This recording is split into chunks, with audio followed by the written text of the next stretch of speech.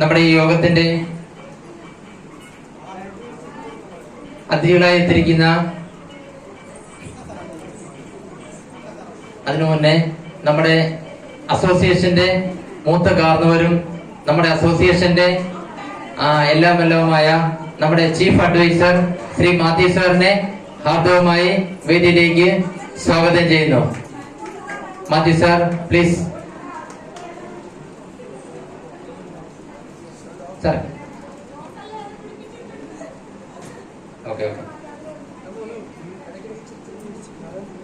Thank you Mathew sir.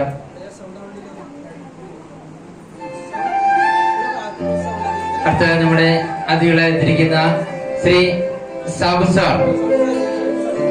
അദ്ദേഹം ഭയങ്കര ബിസിമാനായിട്ടും നമ്മുടെ ഈ അസോസിയേഷന് പ്രോഗ്രാമിന് വന്നു.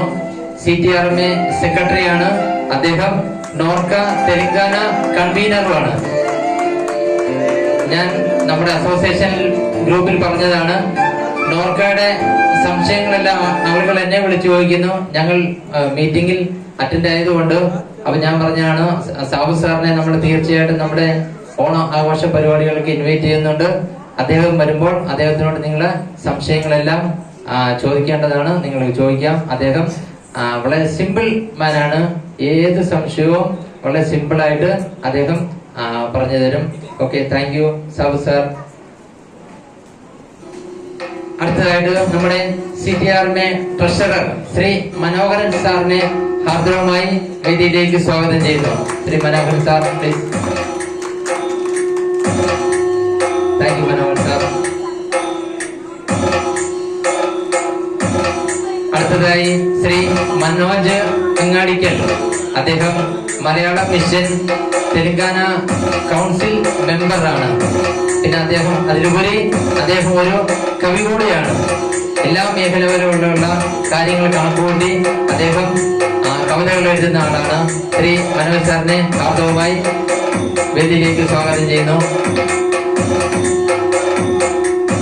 അടുത്തതായി നമ്മുടെ vice president Shri Gangadharan sir, അദ്ദേഹത്തെ ഹാർദവമായി സ്വാഗതം ചെയ്യുന്നു. ശ്രീ ജനറൽ സെക്രട്ടറി ശ്രീ വർഗീസ്, അത് ഞാൻ തന്നെയാണ്. അടുത്തതായി നമ്മുടെ joint secretary Shri Suresh sir, treasurer Shri Madhu sir.